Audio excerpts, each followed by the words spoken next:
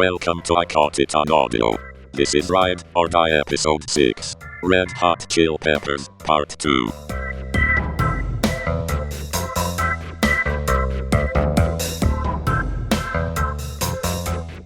Hello and welcome to I Got It on Audio, a 64 Tacos podcast. Today we're going to do another episode in our Ride or Die series, and this is going to be the second part of the Red Hot Chili Peppers Ride or Die. In the first part, we covered all of the albums from their debut, Red Hot Chili Peppers, through One Hot Minute, and today we'll be talking about the albums Californication, By the Way, Stadium Arcadium, I'm With You, The Getaway, and then the two brand new ones, Unlimited Love and Return of the Dream Canteen. I think the notable thing we've got going on here is we've got John Frusciante back. Yes. Back with the band. He returned. He returned after the Dave Navarro guest appearance on One Hot Minute. Yes. Anthony Kiedis just could not handle having someone more beautiful than him, so he had to go. And Dave that's Navarro. fair.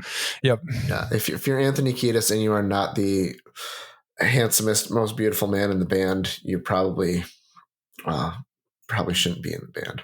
Yeah. Well, I'll get us started because this is probably the album that I have the most to say about in this collection, and I love this one, but it's such a bittersweet love because the production and the this is the first time I really learned about what the Loudness Wars actually were, and. It's just you and your Loudness Wars. Well, it exists. It's real. Just like the moon landing, huh, Zach? Okay, so let me put it. We're living on a flat Earth now. Let me put it another way. Okay, when I listened to this album numerous times on repeat, there were several times where I went to check my speakers because I thought that they were blown from how loud it was. Yeah. And it's distorted. There are parts that are actually distorted that are not supposed to be distorted. And it just doesn't make sense to me why that they would do that. And also I don't understand why they haven't gone back and tried to do a full remaster from the originals to try and bring it down and calm it down a little bit. And from what I've read, the record, the vinyl, is actually probably the best sounding of this album because it had to be redone so that for that format, for that medium, so that it could be stored on an analog medium. Well, and also somebody different did it. They had a different guy who did the mastering for the CD version, that formatting, or formatting maybe is what you call it. But yeah, no, I read that too, and this is a great Chili Peppers album. You could argue it's the best album, but I would argue that. But yeah, but man, it is, and there's the part of it where you're like, okay, why do all my newer CDs sound so much louder than my older CDs?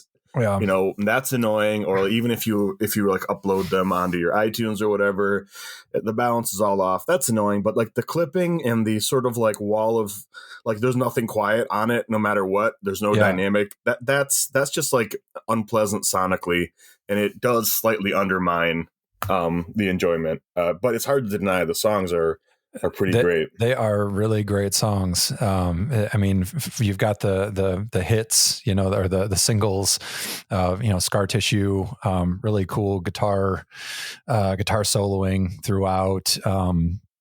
Californication, Around the World, but even still, the non-album tracks, this has some of my favorite deep cuts on it, Emit Remus and Purple Stain. It's just so much fun. I really, really like the writing on this album. I feel like it's the essentially a sequel or continuation of the style and the feeling that they were doing in Blood Sugar Sex Magic.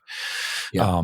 But then it hits you so hard in the face with all of the production issues. And there's even one song, I think it might be Emit Remus, there's a part in there where it sounds like the tape that they recorded it to got messed up or something, so it kind of like blurbs.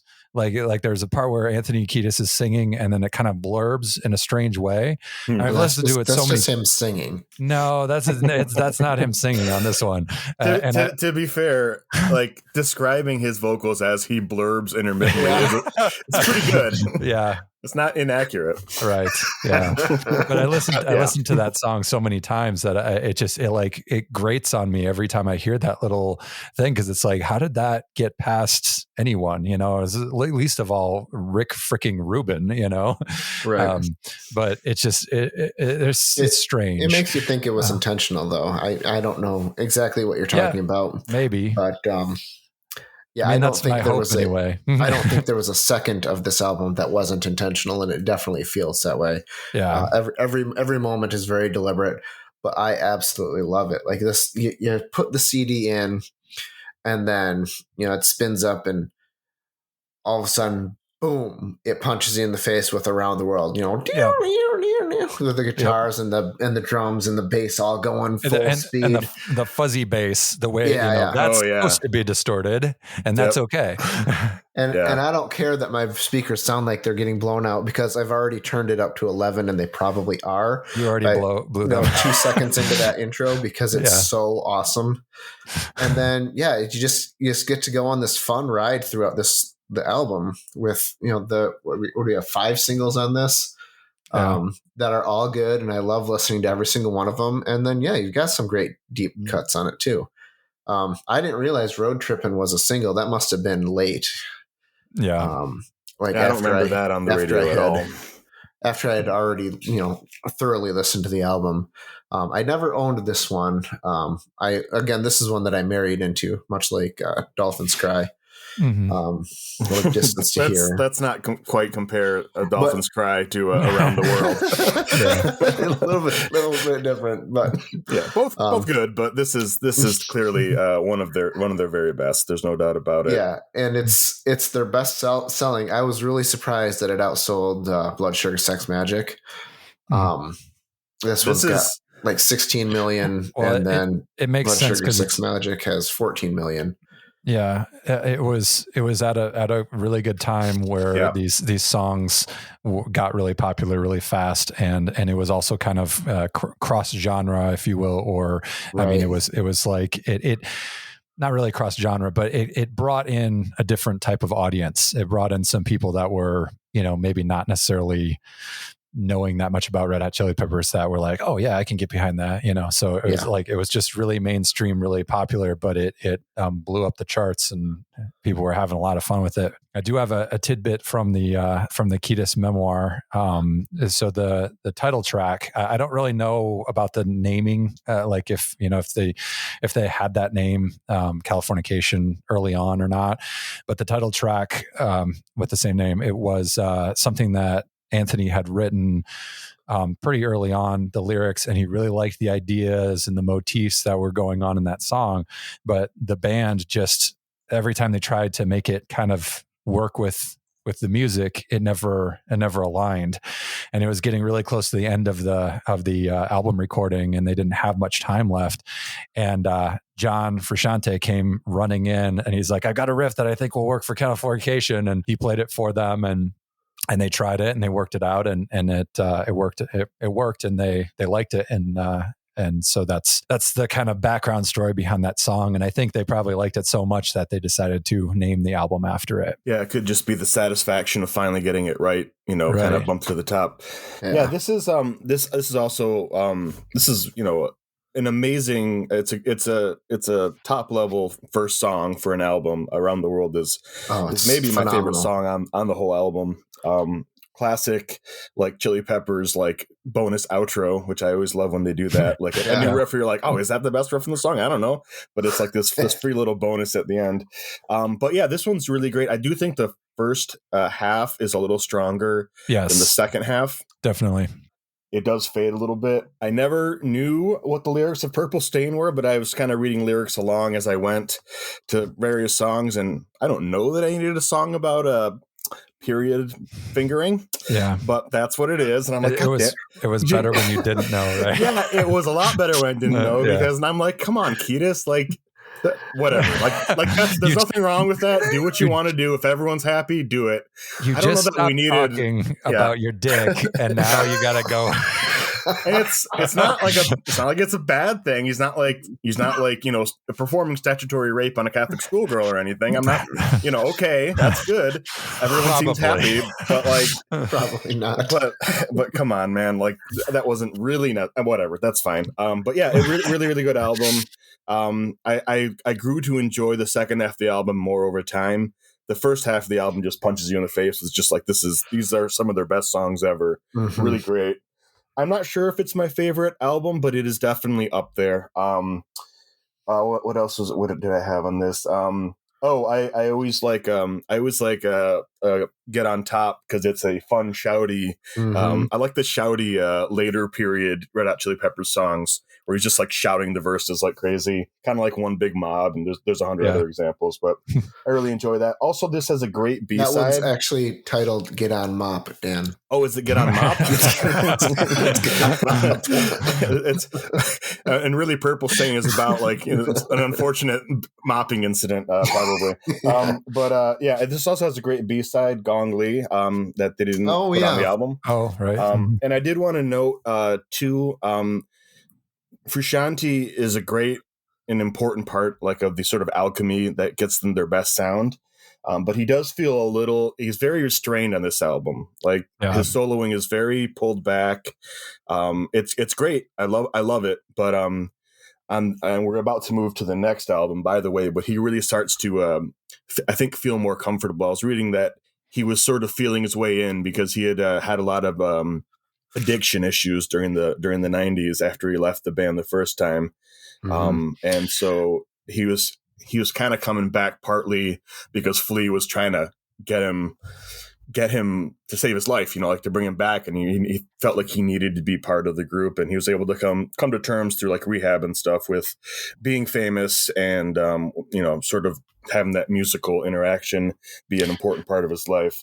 And so it's awesome that he's back, but you can tell he's not like going for it 100% quite yet. He's restrained slightly, I think, trying to sort of feel his way in. Yeah, I have another quick tidbit about that. When he finally did come back, he didn't even have a guitar at all. They had to go and find him a guitar to start playing with them again. That's how like out of dealing with bands and music and stuff he had been. So then and once he came back in and they started jamming and found him something to play on. Yeah, you're totally right that what was happening was, he had to sort of like come back into it and come find the magic again. Next, we've got By the Way, which came out in July of 2002. So we're 3 years of space between these two, which I think is a good thing they started doing, where they waited more than a year to record their next album. We've got Rick Rubin again. We've got John Frusciante and the other three guys as their mainstay. And when this, I didn't own this album, and neither did my wife. But I knew a third or half of it from the radio, it seemed like. Yeah, there. By the Way, Can't Stop. I remember Zephyr's song from the radio. I think Universally Speaking, even. I bought this album when it came out. I was in college at the time. Dosed was also a single. Mm-hmm. Yep. I don't really remember that one from the radio. That's a really cool song. This is actually possibly my favorite Chili Peppers album. It's hard to argue that it's better than Californication or Blood Sugar Sex Magic on one level, because those are much more classic, the really big, well-known songs, like really well-known are on that one. Those are like the huge crossover ones. But I just find that I love, like, Frusciante, as restrained as he was on Californication, he just completely lets go and just goes for it on this album. To the point where I think Flea felt a little shouldered out of the way. I was reading a little bit that Flea was like, I felt like my input wasn't valuable because he was basically sort of taking over most of the melodic songwriting. And also completely goes for it, like with guitar solos and like, or not so many guitar solos on this one, but like he feels really present like on this album. And he does a ton of really cool, interesting stuff. And there's just a bunch of great songs. I found it interesting that they had that little string intro on Midnight. That's not something they've really done too much with. And then the other thing I really noticed in this album is, you saw it on Californication, but they really incorporate John Frusciante's backup vocals and almost like a doo-wop style, like the sort of like Beach Boysiness, which I think makes it really cool.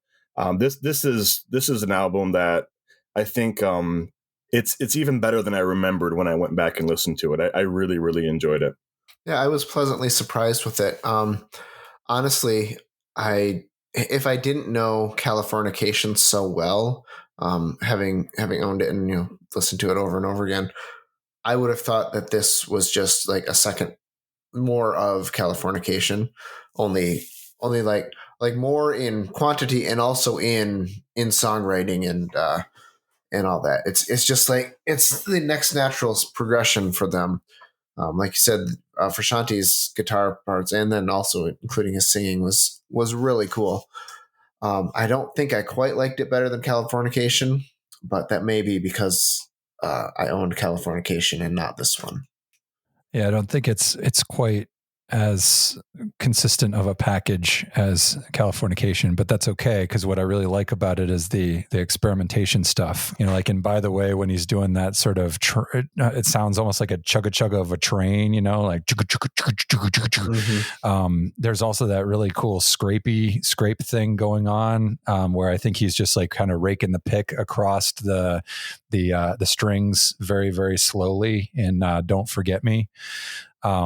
And then it just kind of like he does that for like the verse, and then it's when it gets to the end of it, then he starts to kind of play a little something. It's just really inventive, cool stuff that I was excited when I heard it the first time, and it's still it's still enjoyable, even re-listening to it multiple times. There are some songs on the back end that are just kind of like meh, I could do without these, but I feel like that's kind of their style, is like they just it is they throw everything out there. Throw everything on the front of the album, and then whatever's left over gets just kind of pinned on the back.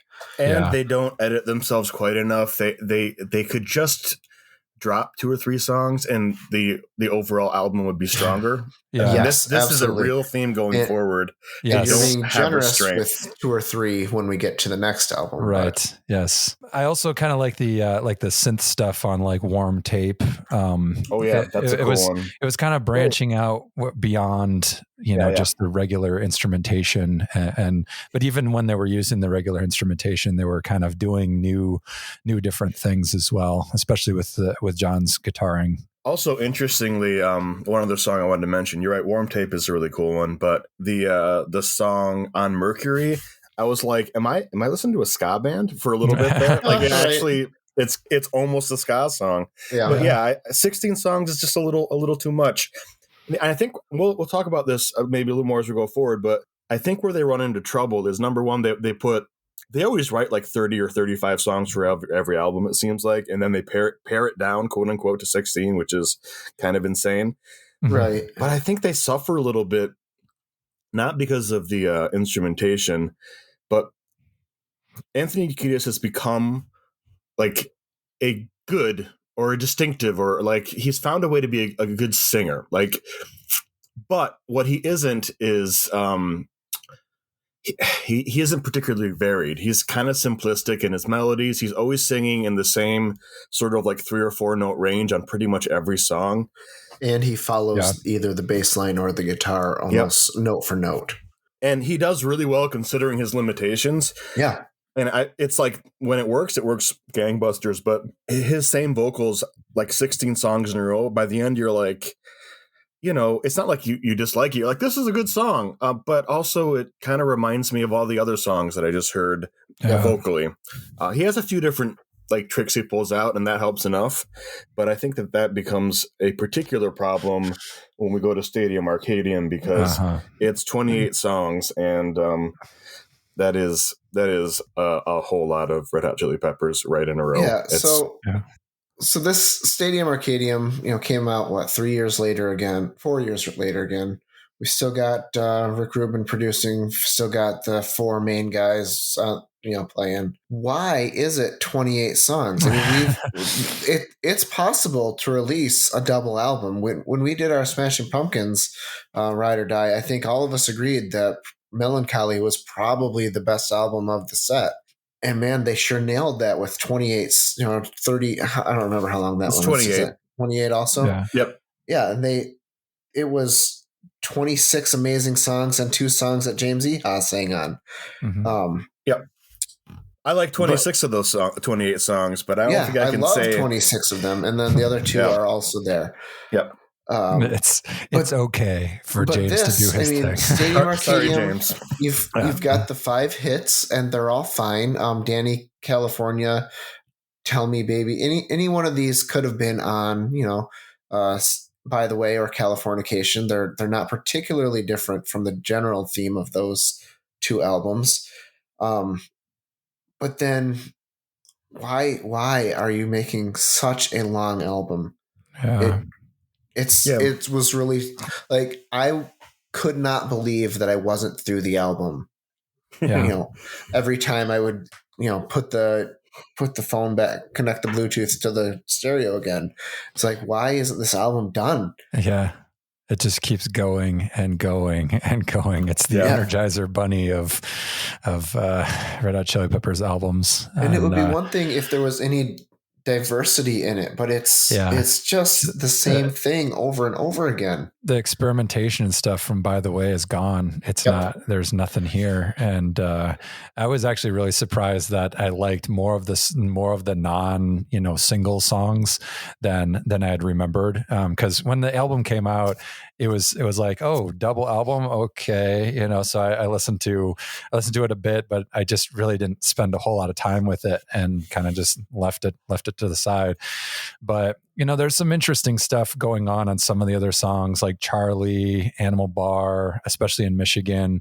But again, it always comes back to, did it need to be this many songs this long? And this one is by far the clearest one of all of their albums.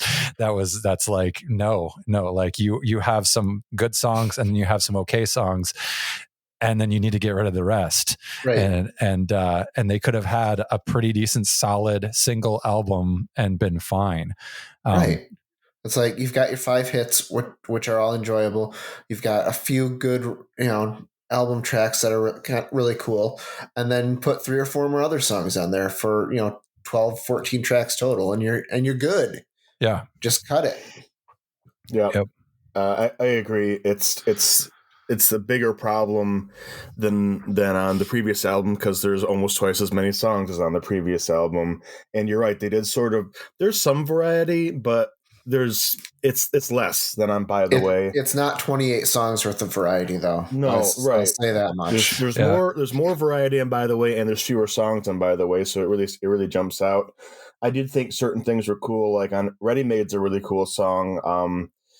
I like the sort of like Zeppelin-esque, like, big, like 70s rock sound, which isn't something they normally do. I thought that was cool. As for a little variety. Animal was it's got a cool bass line on it. The one thing about Danny California, which is one of my least favorite singles from the Hot Chili Peppers, that someone pointed out at one point was, that's just the verse from Mary Jane's Last Dance. And I was like, no, those songs are totally different. And then I listened to it and I was like, no, it's just the verse from Mary Jane. Holy crap. It's exact, like the strumming pattern's the same. It's a complete ripoff, which, whatever, that's fine. I mean, songs are going to cross over, but yeah, the singles are mostly good. I like Hump to Bump. Although I don't like saying those words out loud in a row. Not that I'm saying again. Say it nope, again. Nope, that's all you get. But yeah, Snow has a really cool guitar riff. Like it's there's lots of good stuff in here. I don't need this much of it. I will say that the thing that sort of saves the album somewhat is John Frusciante is like, fine, I'm going to be like a guitar hero and play like insane solos over the top of all these songs, which he does. And I think one of the things I didn't know, but kind of makes it all make sense, is I knew this, but I didn't put it together, was that he had started showing up on Mars Volta albums in about 2004, I think, or 3, with The Louse at the Comatorium. And that is a band that does not do like restraint. Yeah. And Omar Rodriguez Lopez, the sort of band leader and guitar player, does not do guitar restraint. He just goes for it. And I feel like that sort of bled off onto Frusciante, and he really, really goes for it, which is cool.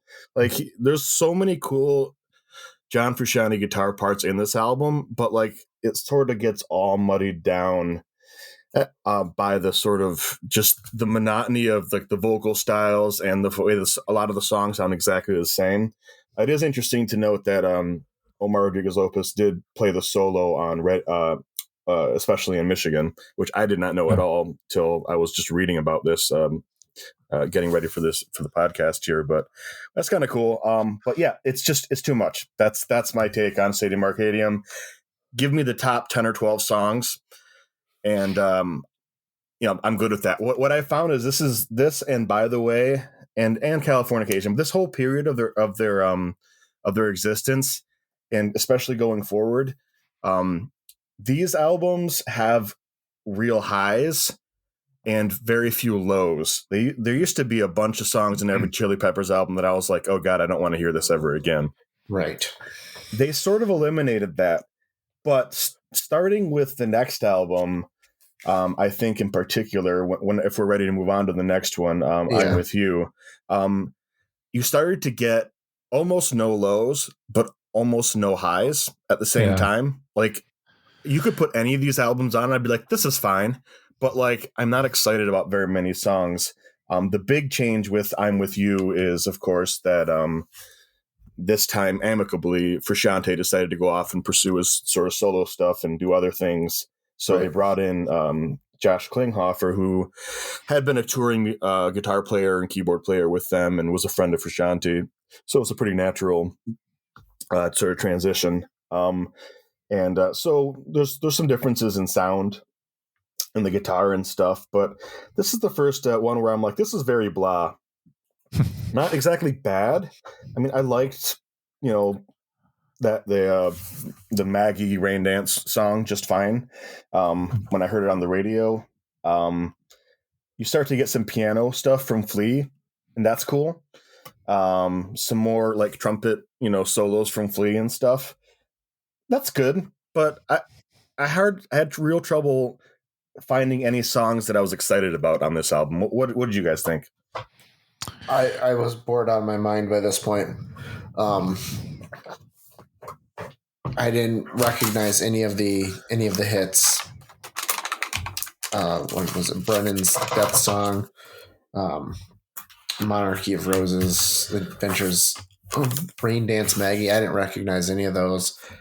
Honestly, I thought the whole album was much like you. I thought it was kind of blah. It didn't have anything that made me want to just throw the phone out of the window like the early stuff did. But yeah, I can see why this one only sold 2.2 million, and I say only because it's still a ton of albums. But compared to the 7 million and the 9 million and the 16 million in the albums prior to it, this one to be fair, imagine it's not a very successful album. Nobody sells a lot of albums anymore. The decline of album sales had already begun at that point. These numbers that I found are including.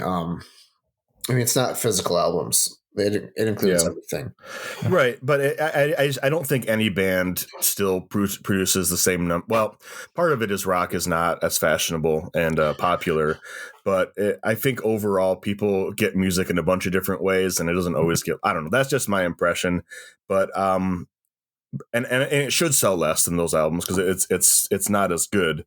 But I think I don't think it's entirely fair to directly compare. Because just we're in a new era after Californication, everything right around like the early 2000s there when Napster started blowing up and all that stuff. Like I think it's hard to know exactly how to compare album sales. But anyway, your point being, fair or not, I've compared them. You've done it. I think this album was still fairly successful, though. Like the comparison aside, because like their last two albums, Unlimited Love and Return of the Dream Canteen, those sold barely like 500,000, somewhere like 100,000, 500,000, something like that, and they were like the number one album for that when they came out. So yeah, you're right that the decline of album sales and the how we measure the success of an album is rapidly changing through this time period.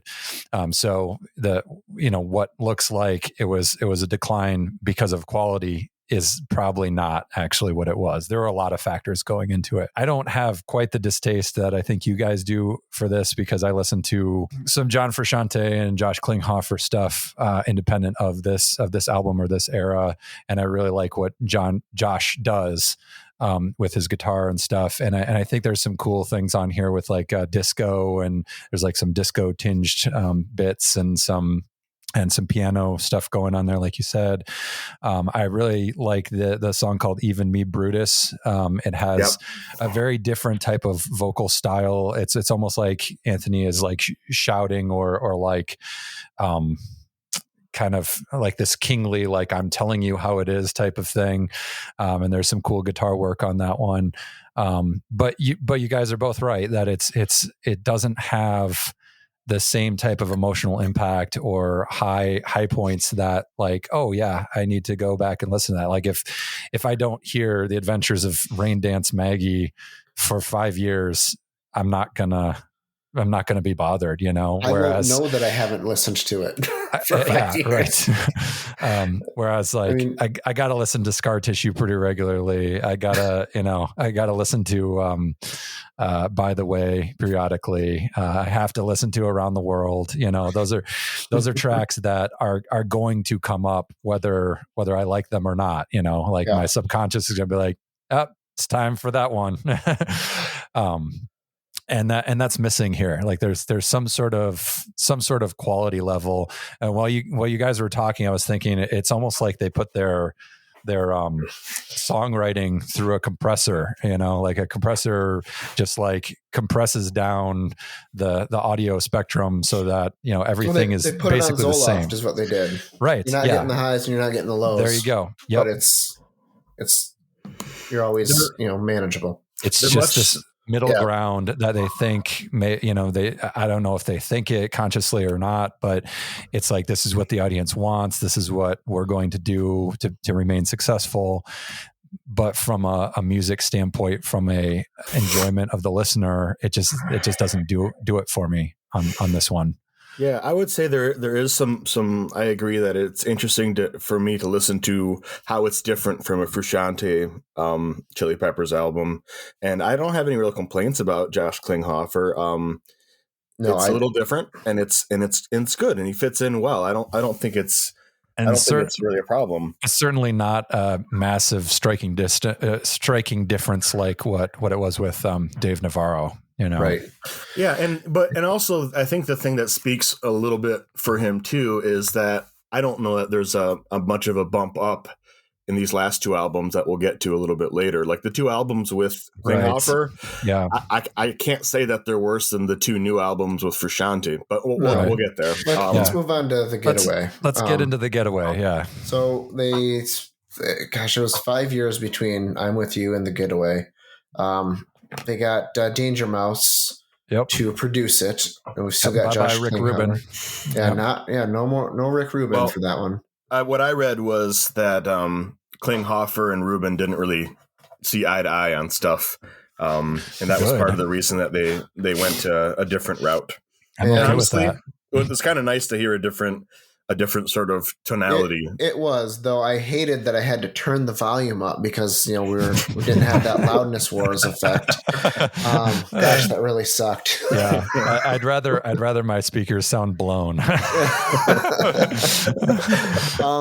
This one was fine. Again, I don't think it's much different than I'm With You. Go Robot was kind of cool. Yeah. But other than that, I didn't. Yeah. Nothing really stood out one way or the other for me. Yeah, Go Robot was like a disco funk song, which I thought was like, Yeah. this is cool. Yeah. I really like the Dark Necessities. I think that's one of the singles, or maybe the first single. Yeah, that was the first one. It has a real feeling of space, and I think Klinghoffer plays a really cool guitar solo-y part at the end, the sort of like descending pattern of notes. I think that really jumped out. I think that's cool. It was weird hearing the drum sound not be Rick Rubin-y. Like, I love that sound, the Chad Smith normal sound, but it was the drums on here are definitely a lot more reverby and muddy, sort of not as present and dry, you know.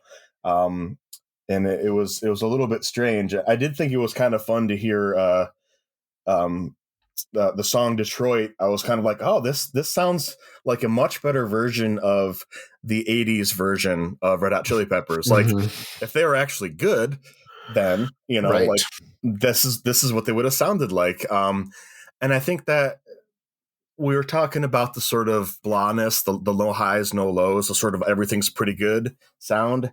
I think it's because they're much better musicians and songwriters, but they've written so many songs that they don't have a lot of original creative ideas. They've run out of things to say. Yeah. Which is a danger for anybody who's doing the same thing for that long. They're almost 30 years in. At this point, they'd be about 25 years in to their career. So it's like, almost 35.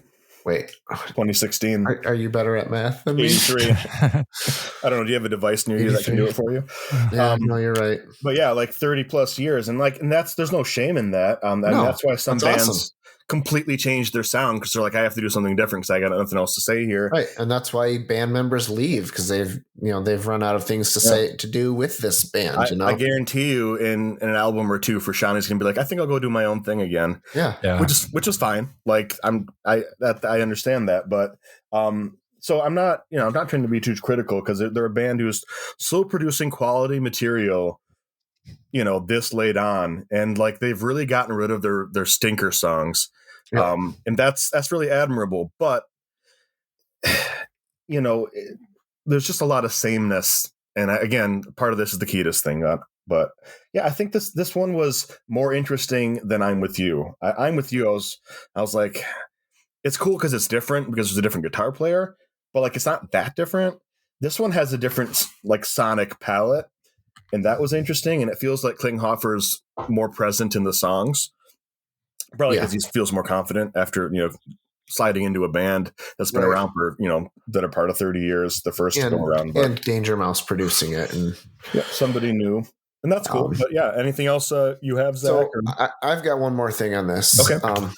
Unless, Zach, do you have something else? No, I don't. So we haven't touched on this at all throughout this series, I don't think, but I needed to say something in this one. The cover art for The Getaway might be my favorite album cover ever. You've got this little girl just trotting down the sidewalk with a bear, a raccoon, and a crow sitting on a pole. You know, there's graffiti all over the wall. I don't know what it is, but I absolutely love this album cover. Yeah. It's a painting, I think. Is it? Okay. Yeah. I remember seeing something about that when I was reading up. But yeah, it is really cool. It's so cool.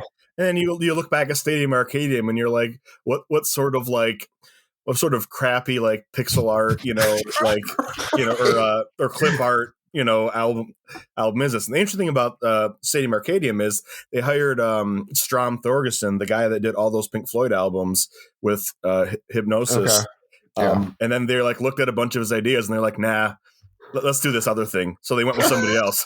I don't know who did it, but they made the most boring album cover you could imagine. Right. But yeah, whoever made this album cover, good for you. It's awesome. I absolutely love it. It's a painting by Kevin Peterson. I just found that called Coalition 2, which is a cool title for that. But yeah, no, you're right. It is cool. Mm-hmm. All right. And then we've got the not a double album, Unlimited Love, and then Return to the Dream Cantina. which just came out in April and October of last year. I believe they were recorded at the same time. Yes, they were. Yep. Well, I'll tell you real quick. They recorded at the same time. They recorded 50 songs, and they wanted to put out 40 of them on a 7-disc set of EPs. And the record company was like, nah, let's not do that. So then they compromised by saying we'll release 2 albums this year and 2 CDs, and they only put 34 songs on them. That was the compromise. Yeah. So yeah, it's all from the same session for sure, but go ahead. Yeah, so we've got Rick Rubin back in the studio again. We've got John Frusciante back on guitar. It definitely has that feel, back to that era. But again, it's more of watered down, not much that's terribly interesting to me, if I'm being honest. But again, nothing that's terribly offensive either. So I don't know. I don't know that I need it anymore. Yeah, it's both of these are quite bland. The singles, or was it Black Summer was the single on Unlimited Love, and then These Are the Ways. I've heard Aquatic Mouth Dance more times than me just listening to it myself. So I feel like that's kind of like, maybe, how is that possible? I don't know. I don't know if it's just like a fan favorite or whatever, but I know I've heard it places that I've been, like on the overhead speaker, whatever. Maybe it gets play on one of the Sirius XM radio stations or something. I don't know, but I mean, it's like nothing is that terrible. Nothing's that great. Nothing. It all just kind of blends together. And I think there was that song In the Snow on Return of the Dream Canteen. That was the last track. That's just it's different enough. Mm-hmm. But I like. Even on that one, that had two singles, Tip of My Tongue and The Drummer. I can't even remember what those ones were. So no. I would say for me, of the two, I much prefer Return to the Dream Canteen. I had trouble. I was taking notes on the stuff, sort of getting prepped up this morning. Like as I kind of went back through the album, sort of checking in. I'm like, oh yeah, that's right. I found very little to write about on Unlimited Love. Really, Black Summer, Here, Ever After, and The Great Apes were the only songs that I was like, oh yeah, I remember that. That was like from listening to it recently. But they weren't great. They all kind of run together. It's very samey sounding. I found that Return to the Dream Canteen had more variety for me. Like there was a sort of like, what was it? Reach Out had like a sort of almost like a grunge guitar tone, which I found strange. Cool solo in Eddie. What else would I notice? Yes, Eddie. I did make a note that Eddie had a cool solo in it. Yep. There's some awesome instrumental, and that's the thing. There's some really cool instrumental things going on in and honestly, all 7 of these albums that we're talking about. But Kiedis has run out of things to say and do. There's nothing left for him to. Yeah, he's very polished in what he does now. Yeah, like it feels much more like he's confident and knows what he can do. Unfortunately, it's not enough things to keep it interesting. I mean, we may have done a disservice to these albums by listening to them all back to back in one. If we sort of interspersed them with the earlier stuff, we might have been like, this album's really good. I really love the Getaway compared to, the Uplift Mofo Party Plan or something. Well, yeah, I do. With that perspective, yes, I do love the Getaway. Well, we ended up blocking off 120 songs, and the back, I don't know, like 75 to 80 do not have a ton of variety. No. I did think it was interesting that they did some sample. Either they were either samples or they processed the drums to sound like samples on a couple of songs, like My Cigarette and In the Snow. I thought that Copper Belly had a really cool like double stop bass part that went underneath this really super over the top like feedbacky guitar solo that jumped out because it was sonically different. Also, I found that "Carry Me Home" was like the first Chili Pepper song I thought was basically a blues song, and like had like blues guitar tone to like the soloing and that sort of feel. So I guess what I'm saying is, of the two albums, things jumped out on Return of the Dream Canteen. Yeah. Very little jumped out on Unlimited Love. I don't know that Return of the Dream Canteen is that much better than Unlimited Love, but Unlimited Love is maybe the most sort of like indistinguishable album that they've ever put out, where I'm just like, I don't know. I can't really say bad stuff about it, but you know, and any of these albums that we listened to this stretch, starting with Californication, if they popped up randomly while I was listening to stuff, like a few songs from them, I'd be like, oh, okay, cool. Like I don't dislike many of the songs. Yeah. I don't know if I dislike specifically any of the songs. Right. I just find them non-essential. Yep. Yeah. Yeah. I would much rather listen to any one of these albums, you know, like after Californication, rather than like Freaky Styley or the self-titled one or Uplift Mofo Party Plan. You know, the music is good enough. But like, absolutely. If I want Red Hot Chili Peppers, I'm probably going to go to, you know, Californication, Blood Sugar Sex Magic, and I mean, or even One Hot Minute. I mean, honestly, for me, Blood Sugar Sex Magic, One Hot Minute, Californication, and By the Way, that's all you need. Yeah. Like I could get by with just those 4 albums. If you could give me an edited down Stadium Arcadium and a greatest hits of the first 4 albums, cool. And then maybe a compilation of I'm With You, The Getaway, Unlimited Love, and Return of the Dream Canteen. Sort of a summary of, hey, these are the best ones, but I could live without that too. Same as I could live without the first 4 albums outside of Higher Ground. From Blood Sugar Sex Magic to By the Way, fantastic. You know, from 91 to 2002, they just, I really do love all 4 of those albums. But that's, so Dan, are you ride or die? You know, okay, I think no. But also your idea of what if they had just worked and not put out albums for the first until right before Blood Sugar Sex Magic. If What Hits was their first album, if you could like distill the best of like What Hits and made that their first album, and then you just edited them down and took their best 30% of songs from Stadium Arcadium on, I could be ride or die. Okay. But I don't find the need to go back to most of these albums. It's really just Blood Sugar Sex Magic through By the Way. And I do really like the best of Stadium Arcadium, like the best ones. Sure. I think that some of those are sort of essential, but I'm talking 28 songs. I'm talking like 4 out of 28 songs are essential, right. You know? So then what is your one album you take with you? Your Desert Island album? Oh, that's awfully hard.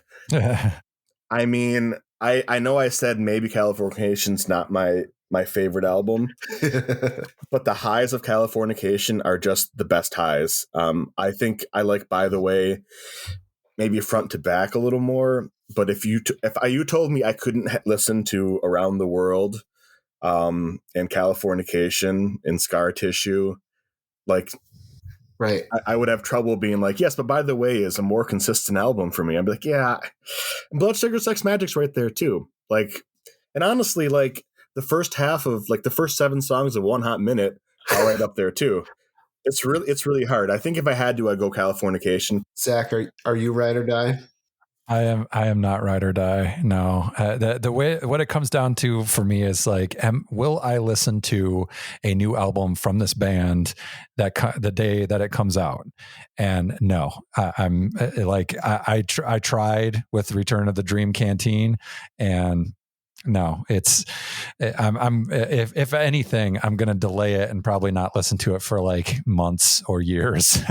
Yeah. But for me, like Californication, I think even with all of its problems, I think the writing is just so good on it. I would probably go with Blood Sugar Sex Magic if Soul to Squeeze were on that. Yes. But since it's not, I think Californication is where I'm at. That's your Desert Island. Right. Album. Yes. Which is saying something considering how much I hate the loudness and the loudness wars. Yes. Yes. Well, just make sure Dave doesn't really remember what it is, so you have to remind him periodically. Yes. Well, I am definitely not ride or die. I don't need any new Red Hot Chili Peppers. I'd like you, Zach. They're definitely not a band I would seek out. But I loved the Chili Peppers in the 90s. And if I had to pick a Desert Island album, gosh, it would be Californication. Yeah. I just love Around the World. Honestly, I love it. It's 15 tracks. I love every single one. I will listen. I enjoy listening to every single one, and the ones that are good are just so good. And I guess I could probably say that about Blood Sugar Sex Magic also. Yeah, and like you, Zach, if it had Soul to Squeeze on it, yeah. Yep. The only problem with Blood Sugar Sex Magic is there's like 3 or 4 songs I'm like skip. That's the only weakness of Blood Sugar Sex Magic. That and the lack of Soul to Squeeze. Yeah. And that's also the weakness of One Hot Minute. Once I get to the end, I'm like, man, I don't care. But yeah, Californication, I think so. I think that's got to be the essential one. Yeah, it is. But yeah, I think One Hot Minute would be my secret favorite. It is. Those first 7 songs are so good. So good. Yeah. All right. Anything else you guys have on the Red Hot Chili Peppers? Anything we missed? Well, Dave, remember when we were watching football a few weeks ago and I was like, Red Hot Chili Peppers are both better and worse than I remember. Like that was my take. Like, they're a bit of a punching bag sometimes as a band, for their sort of obvious, like, sort of misogynistic or not always misogynistic, but like dubious lyrics. And they're sort of like, like a sock on penis, no shirts required for anything attitude. Yeah. And they're sort of like dumb frat boy party chanting. Like the people that like Red Hot Chili Peppers can be pretty annoying. But man, they're so good at their best. Yep. But at their worst, it really doesn't work. Yep. Well, all right. There you have it. No one is ride or die for the Red Hot Chili Peppers. Californication is definitively the best album they've ever released. And that brings us to an end on this podcast. I think up next we are going to be doing the White Stripes, if I'm not mistaken. Yeah. So yeah, look for that one someday. And thanks for listening.